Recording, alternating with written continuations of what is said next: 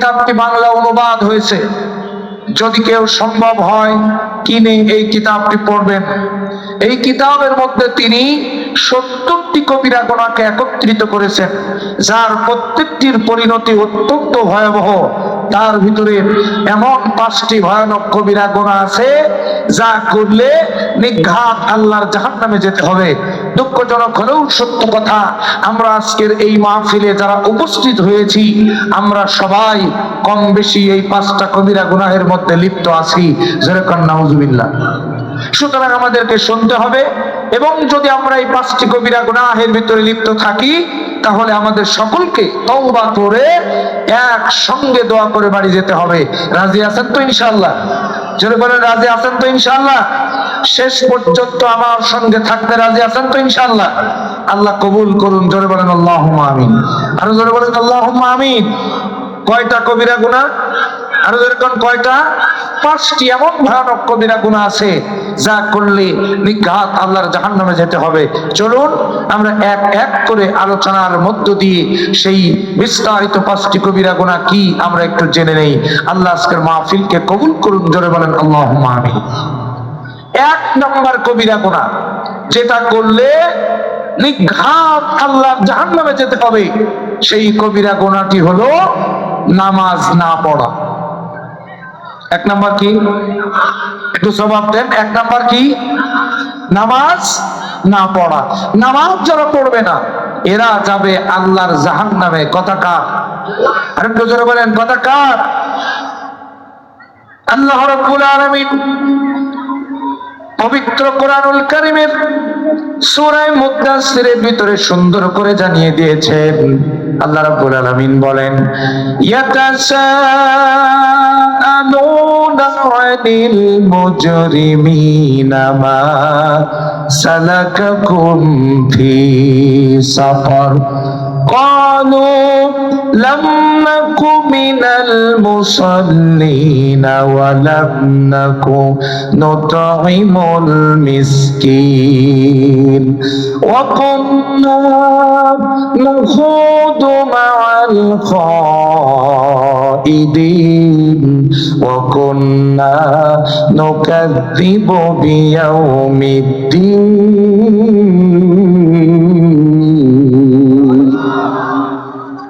আল্লাহ রাব্বুল আলামিন বলেন, কিয়ামতের কঠিন বিপর্যস্ত ময়দানে 2টি গ্রুপ আল্লাহ রাব্বুল আলামিনের সামনে হাজির হবে। একটা গ্রুপ যাবে জান্নাতে, আর একটা গ্রুপ যাবে আল্লাহর জাহান্নামে। জাহান্নামে যারা যাবে তাদের কাছে প্রশ্ন করা হবে, তাদের কাছে জিজ্ঞাসা করা হবে, মা সালাকাকুম ফি সাকার, কেন তোমরা জাহান্নামে এসেছো? কোন অপরাধ করার কারণে তোমরা আজকের জাহান্নামে আসলে? আমার তিনি ভাইরা, এই প্রশ্নের জবাব দিতে গিয়ে ওই জাহান্নামীরা 4টি উত্তর দিবে। 4টি অপরাধ করার কারণে আজকে আমরা জাহান্নামে এসেছি। 1 নম্বরে তারা জবাব দিয়ে বলবে, লাম নাকু মিনাল মুসাল্লিন, দুনিয়ার জমিনে আমরা নামাজ পড়তাম না, যার কারণে আজকের জাহান্নামে এসেছি। জোরে কান নাউজুবিল্লাহ। দুনিয়ার জমিনে আমরা নামাজ পড়তাম না, যার কারণে আজকের জাহান্নামে এসেছি। এবার আমি আপনাদের কাছে জানতে চাই, একটু আওয়াজ করে বলুন তো, নামাজ না পড়লে কোথায় যেতে হবে? একটু জোরে বলেন, কোথায় যেতে হবে? কিন্তু দুঃখজনক হলেও সত্য কথা, আজকে আমরা সব কাজের সময় পাই, কিন্তু নামাজ পড়ার সময় পাই না। কথা বলেন ঠিক কিনা? সব কাজের সময় পায়, কিন্তু নামাজ পড়া সময় পায় না। নামাজ যারা পড়বে না, এরা যাবে আল্লাহর জাহান্নামে। আমার তিনি ভাইরা গভীর মনোযোগ দিয়ে দেন। নামাজ যারা পড়বে না, হাদিস শরীফের মধ্যে এসেছে, আল্লাহর নবী বলেন 14টি শাস্তি তাদের জন্য রয়েছে। একটুখানি মনোযোগ দিয়ে শুনবেন আমার ভাইরা, একটু আওয়াজ দিয়ে বলেন কয়টা শাস্তি? একটু জোরে বলেন কয়টা? 14টা শাস্তি নামাজ যারা পড়বে না। একটু মিলায় না, দুনিয়ায় শাস্তি হবে 5টা, কয়টা? একটু জোরে বলেন কয়টা? 5টা। এরপরে মৃত্যুবরণ করার সময় শাস্তি হবে 3টা। তাহলে 5 আর 3 কত হলো? 8। এরপরে আমার তিনি ভাইরা কবরের মধ্যে তার শাস্তি হবে 3টা, 8 আর 3 11। আর কিয়ামতের কঠিন বিপর্যস্ত ময়দানে বেনামাজির শাস্তি হবে আরো 3টা। এই 11 আর 3 14টা শাস্তি হবে একজন বেনামাজির। জোরে কান নাউজুবিল্লাহ। এবার লক্ষ্য করুন, দুনিয়ায় শাস্তি হবে 5টা। 1 নাম্বার, বেনামাজির চেহারা থেকে নেককারের জ্যোতি উঠে যাবে। চেহারা থেকে কি উঠে যাবে? নেককারের জ্যোতি উঠে যাবে। অর্থাৎ বেনামাজি দেখতে শুনতে লম্বা চওড়া হ্যান্ডসাম চেহারার অধিকারী হবে, কিন্তু চেহারার ভিতরে তার নূরানি জ্যোতি থাকবে না। আর একজন নামাজি ব্যক্তির দিকে তাকায় দেখবেন, দেখতে কালো হোক কিন্তু চেহারার মধ্যে নূরানি একটা জ্যোতি আছে না নাই? একটু জোরে বলেন, আছে না নাই? আছে। এজন্য বেনামাজি যারা হবে, নামাজ যারা পড়বে না, চেহারার মধ্যে নূরানি জ্যোতি থাকবে না। সেরকম নাউজুবিল্লাহ। এটা হলো 1 নাম্বার শাস্তি। এবার লক্ষ্য করেন নূরানি জ্যোতিটা কত গুরুত্বপূর্ণ জিনিস। আল্লাহ নবী, বিশ্ব নবী জনাবে মুহাম্মদুর রাসূলুল্লাহ সাল্লাল্লাহু আলাইহি ওয়াসাল্লাম একদিন মা আয়েশা সিদ্দিকার ঘরের মধ্যে, আয়েশা রাদিয়াল্লাহু আনহার উরুর উপরে মাথাটা দিয়ে নবীজি শুয়ে আছেন। সুবহানাল্লাহ বলেন। আল্লাহ নবীর স্ত্রী উম্মুল মুমিনিন হযরত আয়েশা সিদ্দিকা বলেন, ইয়া রাসূলুল্লাহ, ইয়া হাবিবাল্লাহ, আমার মনের মধ্যে একটা প্রশ্ন ওকে দিচ্ছে, নবীজি আপনি যদি আমাকে অনুমতি দেন তাহলে প্রশ্নটি আপনাকে করব। আল্লাহ নবী বলেন, আয়েশা রে, কি প্রশ্ন? নির্দ্বিধায় তুমি করতে পারো। আল্লাহ নবীর স্ত্রী আম্মা জান আয়েশা সিদ্দিকা রাদিয়াল্লাহু তাআলা আনহা বলেন, ইয়া রাসূলুল্লাহ, ইয়া হাবিবাল্লাহ, কিয়ামতের কঠিন বিপর্যস্ত ময়দানে যেদিন কোটি কোটি মানুষ উঠবে, হযরত আদম আলাইহিস সালাম থেকে শুরু করে আপনার সমস্ত উম্মত, অর্থাৎ কিয়ামত পর্যন্ত যত উম্মত পৃথিবীতে আসবে সব তো সেখানে হাজির হয়ে যাবে। ইয়া রাসূলুল্লাহ, ইয়া হাবিবাল্লাহ, আমি আয়েশা, আমার প্রশ্ন হলো, ওই কোটি কোটি মানুষের ভিতরে আপনি আপনার গুনাহগার উম্মতে মুহাম্মাদীকে চিনবেন কেমনে? নামাজি উম্মত গুলো আপনি চিনবেন কেমনে? নেককার উম্মত গুলোকে চিনবেন কেমনে? আপনি আমাকে বলুন। জোরে কোন সুবহানাল্লাহ। নেককার উম্মতদেরকে আপনি চিনবেন কেমনে? কোটি কোটি মানুষ সেদিন উঠবে, এর ভিতরে আপনি চিনবেন কেমনে? এটা আমাকে একটু বোঝান। সুবহানাল্লাহ বলবেন না? নবীজি বলেন, আয়েশা রে, মনে করো একটা মাঠের ভিতরে হাজার হাজার লক্ষ লক্ষ কালো ঘোড়া আছে। কি আছে বলেন? একটু জবাব দেন, কি আছে? কালো ঘোড়া। ও আয়েশা, ওই কালো ঘোড়ার মধ্যে যদি একটা সাদা কপালওয়ালা ঘোড়া থাকে, আয়েশা রে, ওই ঘোড়াটা চিনতে কি কারো কষ্ট হবে নাকি? ওই ঘোড়াটা চিনতে কি কারোর কোনো দুশ্চিন্তা হবে নাকি, কষ্ট হবে নাকি? আল্লাহর নবীর স্ত্রী আম্মা জান আয়েশা সিদ্দিকা বলেন, ইয়া রাসূলুল্লাহ, না না না, ওই ঘোড়াটা চিনতে কারোর কষ্ট হবে না, সহজেই চিনে নেওয়া যাবে। আম্মা জান আয়েশা সিদ্দিকা রাদিয়াল্লাহু তাআলা আনহার প্রশ্নের জবাবে আল্লাহ রাসূল বলেন, ও আয়েশা, শুনে রাখো, দুনিয়ার জমিনে আমার যে সমস্ত উম্মতেরা নামাজ আদায় করত, আর নামাজ পড়তে গিয়ে 5 বার যারা ওযু করত, ওযু করতে গিয়ে হাত ধুয়েছে, মুখ ধুয়েছে, পা ধুয়েছে, মাথা মাসে করেছে, কোনই পর্যন্ত ধৌত করেছে, কিয়ামতের কঠিন বিপর্যস্ত ময়দানে ওই ওযুর জায়গাগুলি তাদের চকচক চকচক করে নূর জ্বলতে থাকবে। ওইগুলো দেখে দেখে আমি বিশ্বনবী আমার গুনাহগার উম্মতদেরকে বেছে বেছে আল্লাহর জান্নাতে নিয়ে যাব। আর জোরে বলেন সুবহানাল্লাহ। নেককারের জ্যোতি কত গুরুত্বপূর্ণ জিনিস শুনুন আমার তিনি ভাইরা। এবার লক্ষ্য করুন, নামাজ যারা পড়বে না, কিয়ামতের ময়দানে যেহেতু তাদের নেককারের জ্যোতি থাকবে না, বিশ্বনবীও তাদেরকে চিনতে পারবেন না। আর নবীজি যদি চিনতে না পারেন, বিনা হিসেবে জাহান্নাম ছাড়া অন্য কোনো রাস্তা খোলা থাকবে না। কথা বলেন ঠিক না বেঠিক? এজন্য বেনামাজির 1 নাম্বার শাস্তি হলো চেহারা থেকে নেককারের জ্যোতি উঠে যাবে। বেনামাজির দুনিয়ায় 2 নাম্বার শাস্তি হলো, বেনামাজি যত টাকা ইনকাম করুক না কেন, রিজিকের মধ্যে কোনো বরকত থাকবে না। আল্লাহু আকবার বলেন। রিজিকের মধ্যে কোনো বরকত থাকবে না। কোটি কোটি টাকা ইনকাম করবে, কিন্তু রিজিকের মধ্যে কোনো বরকত থাকবে না। আবার দেখেন, যারা নামাজ পড়ে 300 টাকা ইনকাম করে, 200 টাকা দিয়ে বাজার করে, 100 টাকা দেরি রাখে, এরকম লোকও আমাদের সমাজে আছে না নাই? এরকম আছে না নাই? আছে, রিজিকের মধ্যে বরকত হবে না। দেখবেন কোটি কোটি টাকা ইনকাম করবে, আমার তিনি ভাইরা, এটা রিজিকের আসল বরকত নয়। আল্লাহ রাব্বুল আলামিন বলছেন রিজিকের আসল বরকত হলো আমি আল্লাহ তাআলা যখন তাকে যেটা দরকার এবং উত্তম রিজিক আমি আল্লাহ তাকে দান করি। যেরকম সুবহানাল্লাহ। এজন্য নামাজ যারা পড়বে না, বেনামাজি যারা, এদের রিজিকের মধ্যে কোনো বরকত হয় না। খুব মনোযোগ দিবেন। বেনামাজির 3 নম্বর শাস্তি হলো নামাজ বাদ দিয়ে কোন নেক আমল তার আল্লাহর দরবারে কবুল হয় না। নামাজ বাদ দিয়ে কোন নেক আমল আল্লাহর দরবারে কবুল হয় না। কেন? খুব ভালো করে বুঝবেন। একের পরে যদি একটা শূন্য আপনি দেন তাহলে কত হলো? একটু কথা বলেন, কত হলো? 10। 10-এর পরে যদি আর একটা শূন্য দেন কত হলো? 100-র পরে যদি আর একটা শূন্য দেন কত হয়? 1000। এখন আপনার একটাই নাই, ভালো করে খেয়াল করেন, একটাই নাই। এবার আপনি বলুন, আপনি যদি ওখানে 1 কোটি শূন্য দেন, ওই শূন্যের কোনো মূল্য আছে? যেরকম মূল্য আছে, একই তো নাই। শূন্যের মান 5 কোটি শূন্য দিলেও শূন্যই থেকে যাবে। কথা বলেন ঠিক না বে ঠিক? নামাজ হলো এক, নামাজ হলো এক। যার নামাজ নাই যতই শূন্য দেন কোনো কাজ নাই, আর নামাজ আছে যত নেক আমল করবেন 10 নেকি আরো আল্লাহ বলছেন আমি বাড়ায় দেবো। সুবহানাল্লাহ। এজন্য নামাজ যারা পড়বে না, এদের 3 নাম্বার শাস্তি, এদের কোন ইবাদত আল্লাহর দরবারে কবুল হবে না। বেনামাজির দুনিয়ায় 4 নাম্বার শাস্তি হলো বেনামাজি যদি কারোর জন্য দোয়া করে, ওই দোয়া আল্লাহ কবুল করে না। ভালো করে বুঝেন, বেনামাজি যদি কারোর জন্য দোয়া করে, ওই দোয়া আল্লাহ কবুল করে না। ভালো করে বুঝেন।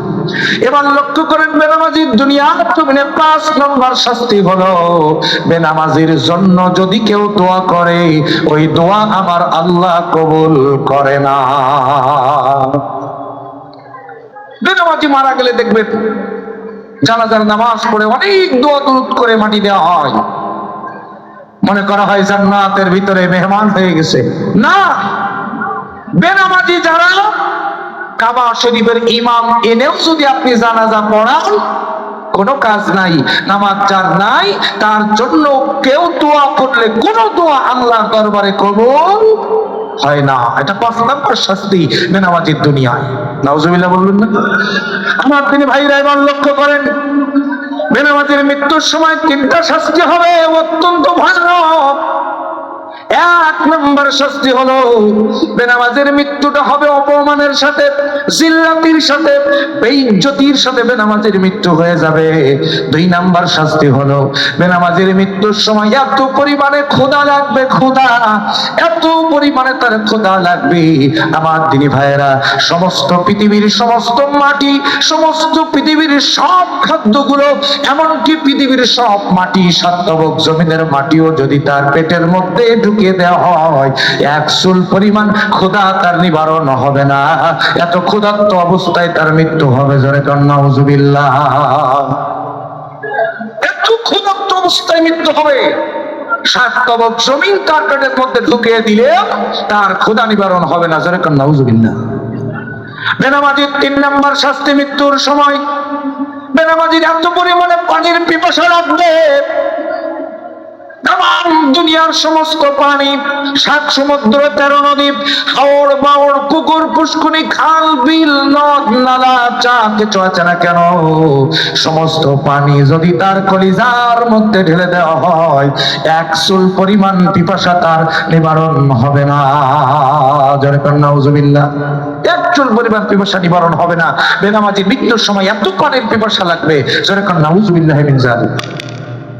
আমার প্রিয় ভাইরা, কবির মনোযোগ দিয়ে কথাগুলো শুনবেন। যেহেতু তাফসীরুল কোরআন মাহফিল, কিছু নিয়ে তারপরে বাড়ি যান। আমার দিনী ভাইয়েরা, বেনামাজির কবরের মধ্যে 3টা শাস্তি আরো ভয়ঙ্কর। 1 নম্বর শাস্তি বেনামাজির কবরে, আল্লাহর নবী বলেন বেনামাজি কবরে যাওয়ার সঙ্গে সঙ্গে তার কবরটা এমন ছোট হয়ে যাবে, এমন সংকীর্ণ হয়ে যাবে, ডান পাশের মাটি বাম পাশে চলে যাবে, বাম পাশের মাটিগুলো ডান পাশে চলে যাবে। আমার দিনী ভাইয়েরা, নবীজি একটা হাত আর একটা হাতের উপরে এভাবে উঁচু করে আঙ্গুলগুলো ঢুকে কে দেখাইছেন? আল্লাহ নবী বলেছেন ডান পাশের মাটি যখন বাম পাশে চলে যাবে, বাম পাশের মাটি যখন ডান পাশে চলে যাবে, এক পাঁজরের হাড় আর এক পাঁজরের মধ্যে এভাবে ঢুকে গিয়ে ভেঙ্গে চুরে চুরমার হয়ে যাবে বেনামাজির দেহ। কবরে যাওয়া লাগবে না? এর জোরে কন্যা কবরে যাওয়া লাগবে না? একটু জোরে কান লাগবে না? কার ভরসায় আছো রে মন, কিসের কোনো আশা? এত সাদের বাণী একদিন ভেঙ্গে যাবে তোমার বাসা। ও তোমার গোনা দিন ফুরাইয়া যাবে, গোনা দিন ফুরাইয়া যাবে, যৌবনে লাগবে ভাটি। ওই যে দেখো ডাকিতেছে তোমায় কবরের মাটি। বলেন ওই যে দেখো ডাকিতেছে তোমায় কবরের মাটি। গোনা দিন ফুরাইয়া যাবে, গোনা দিন ফুরাইয়া যাবে, যৌবনে লাগবে ভাটি। ওই যে দেখো ডাকিতেছে তোমায় কবরের মাটি। ওই যে দেখো ডাকিতেছে তোমায় কবরের মাটি। সন্ধ্যার আগে যেদিন ডুবে রে বেলা, এক পলকে ভেঙ্গে যাবে তোমার রঙ্গেরই মেলা। ঠিক কিনা বলেন? সন্ধ্যার আগে যেদিন ডুবে রে বেলা, এক পলকে ভেঙ্গে যাবে তোমার রঙ্গেরই মেলা। কারে দিবা তুমি চোরে ধমক, কারে দিবা তুমি চোরে ধমক, কার মাথায় ভাঙবা লাঠি। ওই যে দেখো ডাকিতেছে তোমার কবরের মাটি। গোনা দিন ফুরাইয়া যাবে, গোনা দিন ফুরাইয়া যাবে, যৌবনে লাগবে ভাটি। ওই যে দেখো ডাকিতেছে তোমায় কবরের মাটি। ওই যে দেখো ডাকিতেছে তোমায় কবরের মাটি। যারা বলে ঠিক কিনা? কবর অত্যন্ত ভয়ানক হবে। আপনি জান্নাতের সাথে পাবেন, জাহান্নামে যাবেন। দুনিয়ায় যাদের সাথে চলেছেন ওরা যদি জাহান্নামে যায়, আপনিও জাহান্নামী হবেন। এবার শুনে রাখেন, কবরের কোনো সাথী পাওয়া যায় না, ওই কবরটা একা একা পার করতে হবে।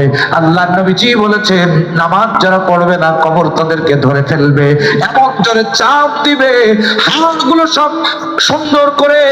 আল্লাহ নবী হাদিসের মধ্যে বলেন, কবর চাপ দেওয়ার সাথে সাথে হাড়গুলো ভেঙে চুরে চুরমার হয়ে যাবে। এবার লক্ষ্য করেন, কবরের মধ্যে 2 নাম্বার শাস্তি হবে বেনামাজির। নামাজ যারা পড়ে না, আল্লাহ নবী বলেন কবরের মধ্যে 2 নাম্বার শাস্তি হলো ওই কবরের মধ্যে জাহান্নামের আগুন জ্বালায় দেওয়া হবে। আমার দিনী ভাইরা একটু মনের দিক থেকে অনুধাবন করার চেষ্টা করুন। যারা নামাজ আদায় করেন না একটুখানি মনোযোগ সহকারে শুনুন। আমার দিনী ভাইরা 3 নাম্বার শাস্তি বেনামাজির, কবরের মধ্যে সোজা আকরা নামক একটা সাপ। আল্লাহু আকবার বলেন, আর আল্লাহু আকবার। নবীজি বলেছেন সোজা আকরা নামক একটা বিষধর সাপ, যেই সাপের কিঞ্চিত পরিমাণ বিষ যদি দুনিয়ার জমিনে পড়তো, গোটা দুনিয়ার জমিনটা পুড়ে তামা হয়ে যেত। কিয়ামত পর্যন্ত কোনো সবুজ উদ্ভিদ আর ফসল জন্মাতো না। এত প্রখর বিষওয়ালা সাপ আপনার আমার কবরে দেওয়া হবে। শুধু একটা দুইটা নয়, বেনামাজির কবরের মধ্যে 72টা সাপ, কোন কোন বর্ণনা আসছে 99টা সাপ ওই কবরের মধ্যে দেওয়া হবে। কিয়ামত পর্যন্ত ওই সাপ দংশন করতে থাকবে। জোরে কান্না নাউজুবিল্লাহ। কিয়ামত পর্যন্ত এই সাপের দংশন, বেনামাজি যারা হবে কবরের মধ্যে তাদের দংশন করতে থাকবে। নাউজুবিল্লাহ বলেন। এবার লক্ষ্য করেন, কিয়ামতের কঠিন বিপর্যস্ত ময়দানে বেনামাজির 3টা শাস্তি হবে অত্যন্ত ভয়াবহ। 1 নাম্বার শাস্তি হলো বেনামাজির কিয়ামতের ময়দানের হিসাবটা অত্যন্ত কঠিন হয়ে যাবে। হিসাবটা অত্যন্ত কঠিন হয়ে যাবে। অথচ নবীজি বলেছেন যদি আল্লাহ পাক রব্বুল আলামিন সেই দিন কারো হিসাব নেন, কোন মানুষ হিসাব দিয়ে জান্নাতে যাওয়ার সক্ষমতা রাখবে না। আল্লাহর জালালিয়াতের সামনে কোন মানুষ হিসাব দিতে পারবে না। আল্লাহু আকবার বলেন। আমার দিনী ভাইরা, আল্লাহ রাব্বুল আলামিন যদি আমাদের জীবনের একদিনের হিসাব নেন, আল্লাহর সামনে দাঁড়িয়ে হিসাব দেওয়ার মতো সক্ষমতা, সাহস আমার আপনার সেই দিন থাকবে না। হিসাব অত্যন্ত কঠিন হবে। হিসাব যদি আল্লাহ নেন কঠিন করে, ওই লোকটার জান্নাতে যাওয়া কঠিন কালেও সম্ভব হয়ে উঠবে না। এজন্য বেনামাজি যারা হবে, হিসাবটা অত্যন্ত কঠিন হবে। এজন্য নবীজি একটা দোয়া শিখিয়েছেন, পড়েন সবাই, আল্লাহুম্মা, পড়েন সবাই, পড়েন আল্লাহুম্মা হাসিবনি হিসাবাই ইয়াসীরা। আবার পড়েন আল্লাহুম্মা হাসিবনি হিসাবাই ইয়াসীরা। ওগো রব্বুল আলামিন, কিয়ামতের কঠিন ময়দানে আমাদের হিসাবটা অত্যন্ত সহজ করে দিও। আমরা হিসাব দিতে পারবো না, তুমি আমাদের উপরে দয়া করিও, আমরা তোমার দয়া চাই। কথা বলেন ঠিক কিনা?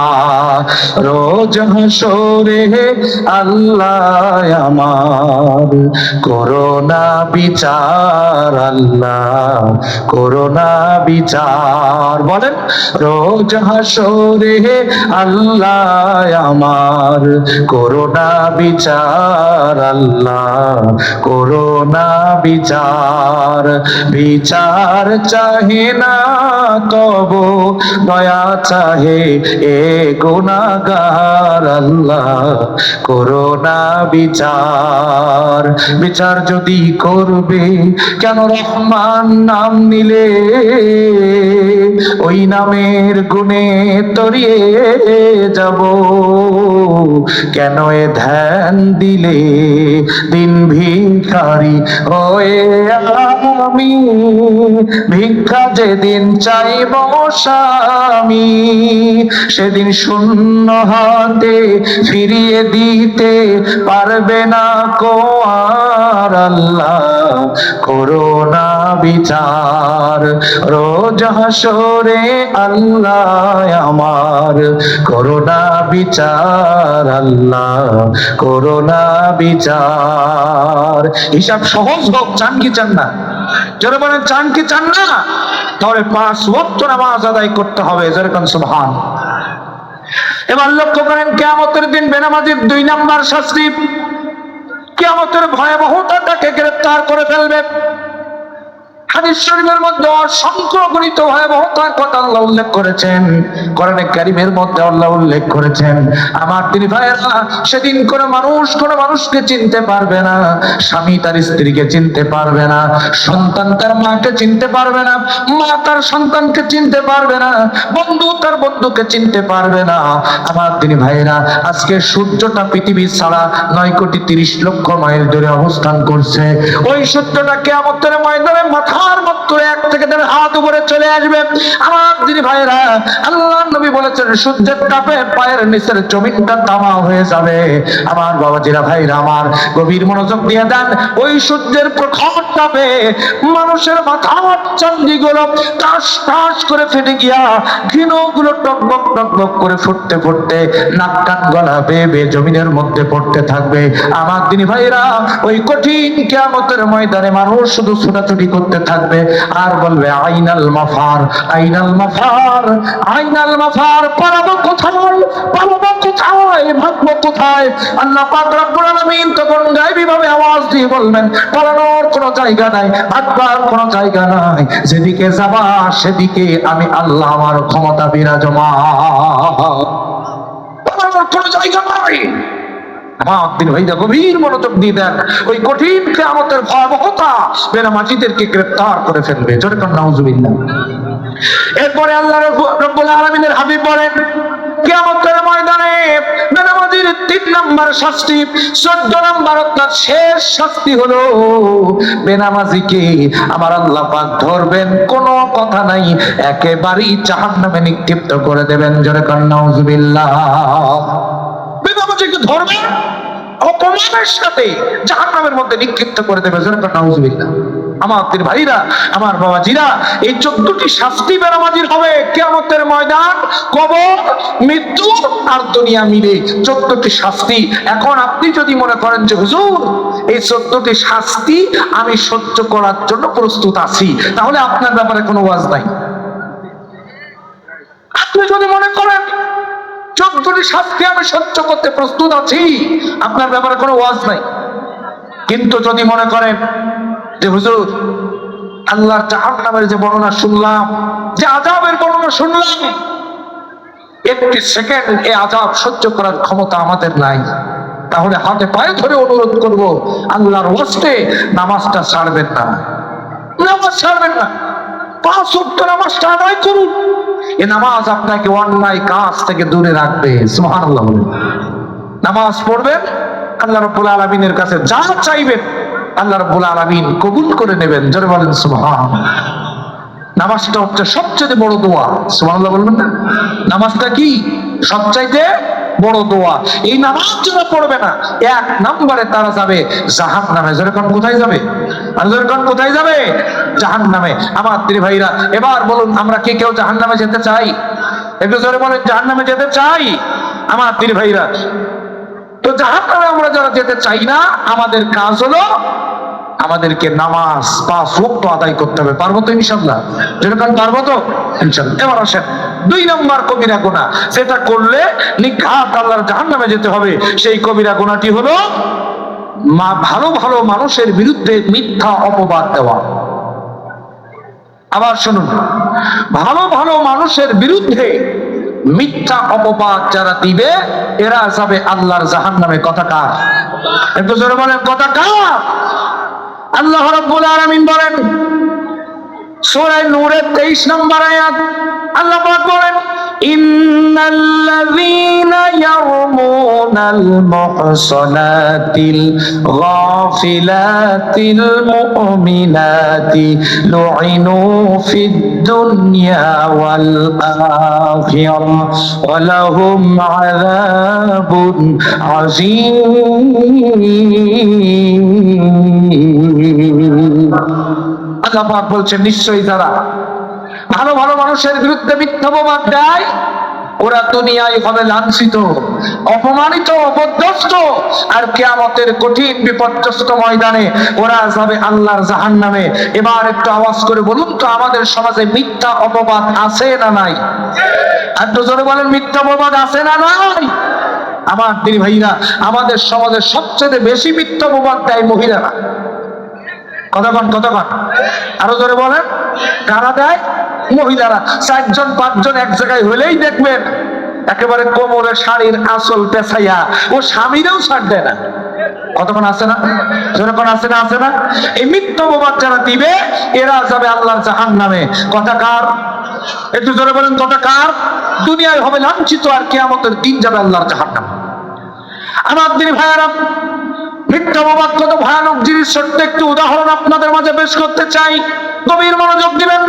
ইমাম মালিক রাহমাতুল্লাহ আলাইহির নাম নিশ্চয়ই আপনারা শুনেছেন। এই পৃথিবীতে 4টি মাযহাব সবচেয়ে বড় মাযহাব। একটা হলো হানাফি, একটা হলো শাফি, একটা হলো হাম্বলি, আর একটা হলো মালিকি। এই মালিকি মাযহাবের যিনি প্রতিষ্ঠাতা ইমাম ছিলেন, নাম হলো তার ইমাম মালিক রাহমাতুল্লাহ আলাইহি। গভীর মনোযোগ দিবেন। ইমাম মালিক রাহমাতুল্লাহ আলাইহি যখন মদিনার প্রধান বিচারপতি, আল্লাহু আকবার বলেন, মদিনার প্রধান বিচারপতি থাকা অবস্থায় ওই মদিনার জমিনে একটা আশ্চর্যজনক ঘটনা ঘটে গেল। আমার দিনী ভাইয়েরা, গভীর মনোযোগ দিয়ে দেন। ওই মদিনা জমিনে একজন মহিলার ইন্তেকাল হলো, একজন মহিলা মারা গেল। আমার দিনী ভাইরা, আমার বাবাজিরা, এবার আমি আপনাদের কাছে জানতে চাই, বলুন বলুন বলুন, আমাদেরকেও একদিন এই পৃথিবীর জমিন ছেড়ে চলে যেতে হবে কিনা? একটু জোরে বলেন, মৃত্যুবরণ করতে হবে কিনা? আজকে আমাদের অনেক পরিচয়। আমি মাওলানা আফজাল হোসেন জিয়াদি সাতক্ষীরা, চেয়ারম্যান মহোদয় এখানে বসে আছেন, অতিথিবৃন্দ এখানে বসে আছেন, সবার একটা পরিচয় আছে। আপনার সামনে, আমার সামনে যারা বসে আছেন, আপনাদেরও একটা পরিচয় আছে। কিন্তু আমাদের মূল পরিচয়, চোখ দুটো বোঝার সাথে সাথে আমাদের একটাই পরিচয়, সেটা হলো আমরা লাশ। এটা জোরে কোন কি, আরো জোরে কোন কি? চোখের পলকে আপনি আমি লাশ হয়ে যেতে পারি, কথা বলেন ঠিক না? চোখেরই পলকে তুমি হতে পারো লাশ, চিরতরে বন্ধ হবে তোমারই নিঃশ্বাস। বলেন, চোখেরই পলকে তুমি হতে পারো লাশ, চিরতরে বন্ধ হবে তোমারই নিঃশ্বাস। হবে এলাম তোমারই নাম মসজিদের মাইকে, হবে এলাম তোমারই নাম মসজিদের মাইকে। বাড়িওয়ালা নাই রে, বাড়ি নাই রে দুনিয়াতে, বাড়িওয়ালা নাই রে, বাড়ি নাই রে দুনিয়াতে। ঠিক কিনা বলুন? তোমার ভয়ে থাকতো মানুষ, ছিল বাহাদুরি, ভাবনি হাওয়ায় ওড়া তুমি যে রঙিন ঘুড়ি। ঠিক কিনা বলে? তোমার ভয়ে থাকতো মানুষ, ছিল বাহাদুরি, ভাবনি হাওয়ায় ওড়া তুমি যে রঙিন ঘুড়ি। সুতোয় টান দিলে মালি,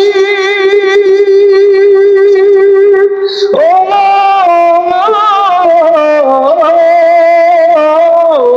সুতোয় টান দিলে মালিক পারবা না থাকিতে, সুতোয় টান দিলে মালিক পারবা না থাকিতে। বাড়িওয়ালা নাই রে, বাড়ি নাই রে দুনিয়াতে, বাড়িওয়ালা নাই রে, বাড়ি